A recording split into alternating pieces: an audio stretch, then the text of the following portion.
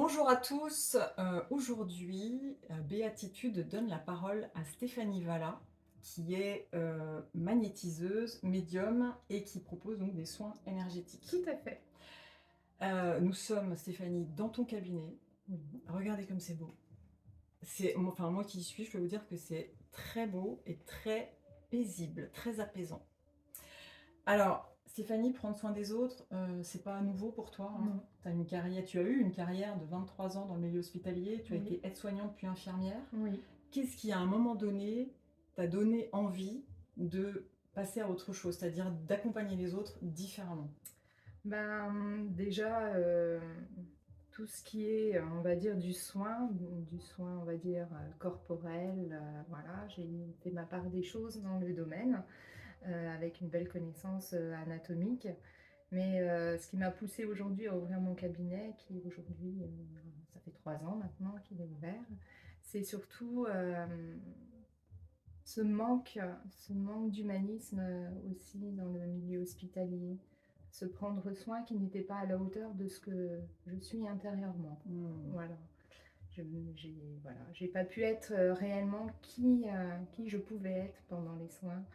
Heu, aujourd'hui, quand les gens viennent, je suis moi-même, c'est-à-dire la petite lumière qui brille à l'intérieur, elle brille partout. Super. Voilà. Alors, on ne vient pas magnétiseuse et médium comme ça parce qu'on a fait une formation, hein. Oui, moi j'ai pas de formation. Ouais.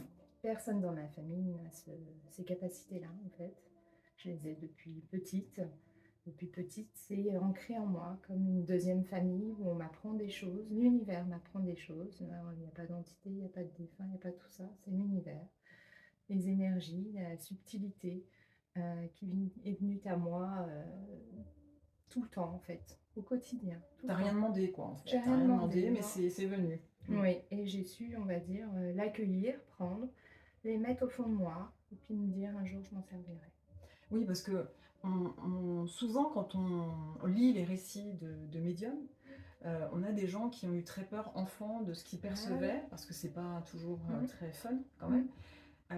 et qui ont fermé en fait. Oui. Toi, non. Toi, tu as Non, accueilli ça. oui, j'ai accueilli. Alors c'est vrai que petite, j'étais terrorisée entre la télé qui s'allume alors qu'elle est débranchée.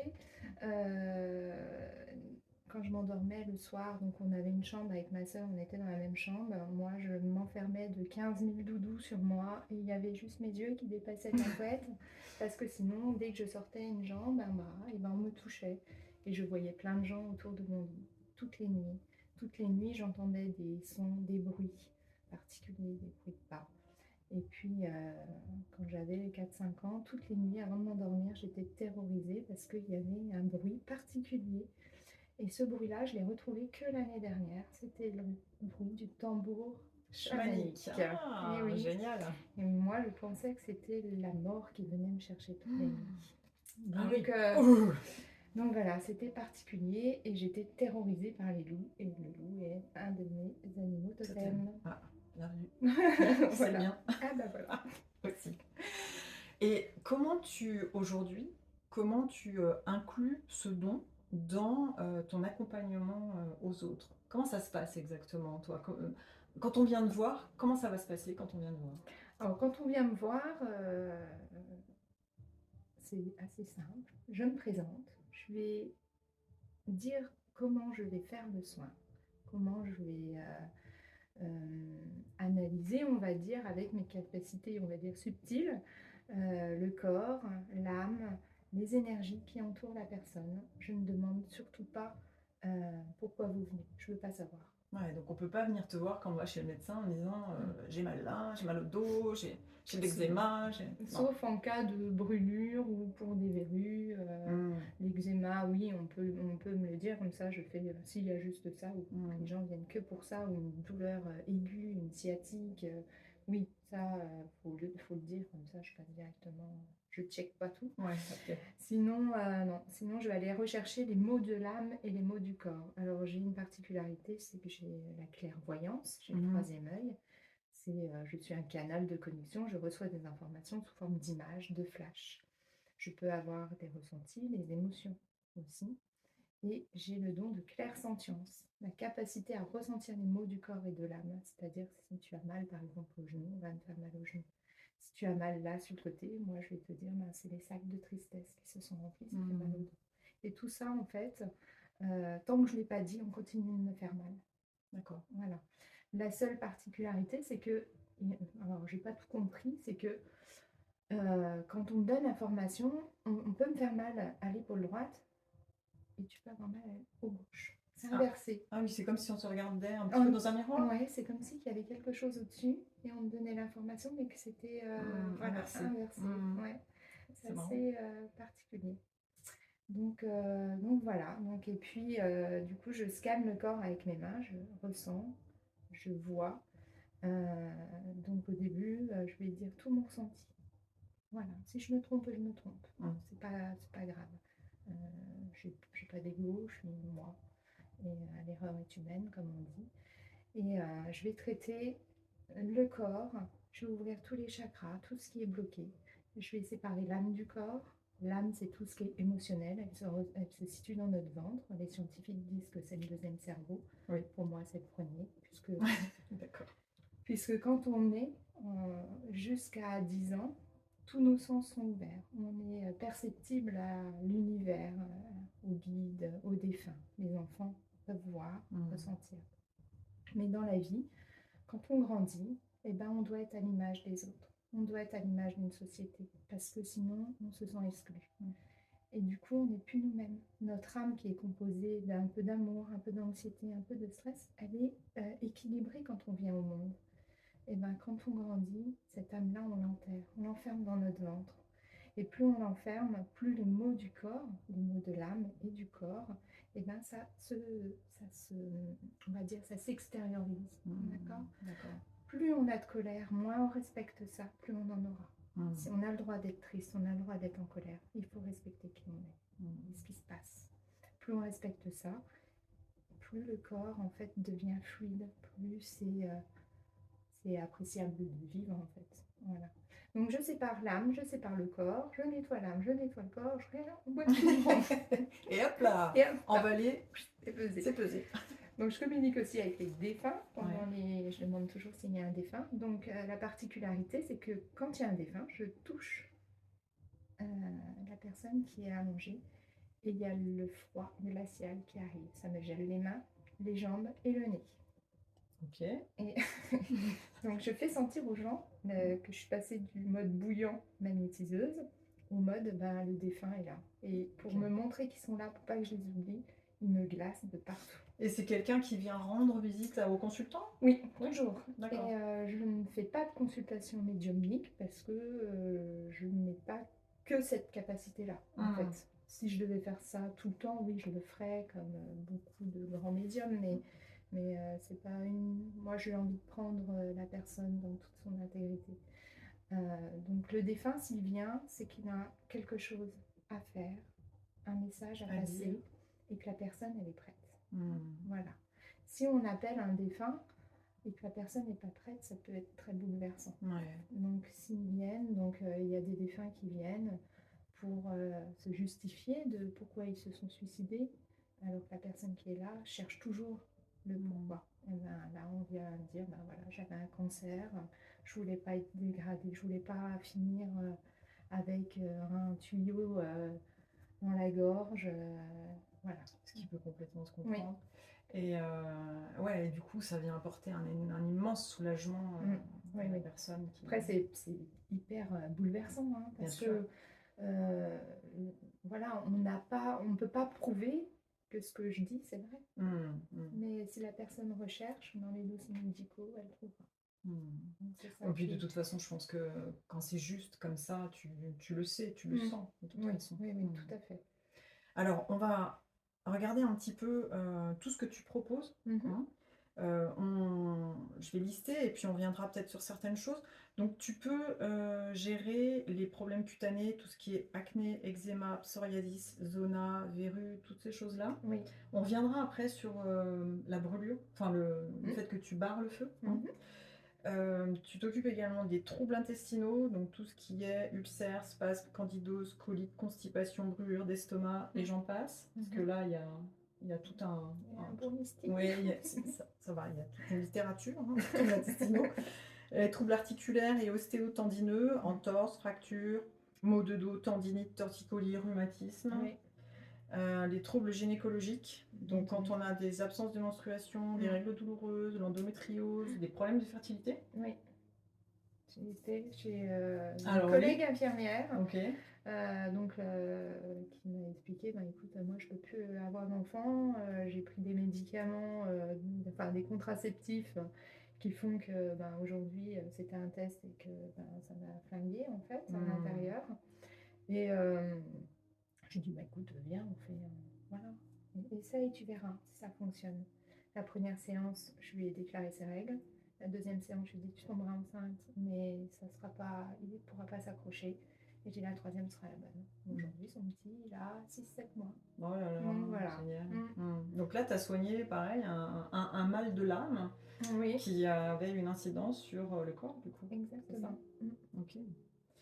Euh, et puis également, tout ce qui est douleur non déterminée. Alors ça arrive souvent aussi.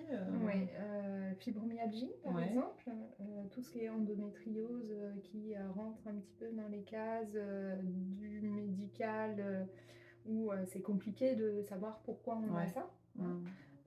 Donc là, moi, je vais aller apaiser les maux de l'âme qui sont souvent dans la colère, le Ouais, feu, ouais. on va dire. Ouais, tout ce qui est en flamme, en fait. Oui. Puis toutes les douleurs chroniques. Alors, c'est là où je voulais qu'on s'arrête aussi un petit peu, c'est que finalement j'ai ma réponse parce que tu as répondu à cette question avant, mais peu importe.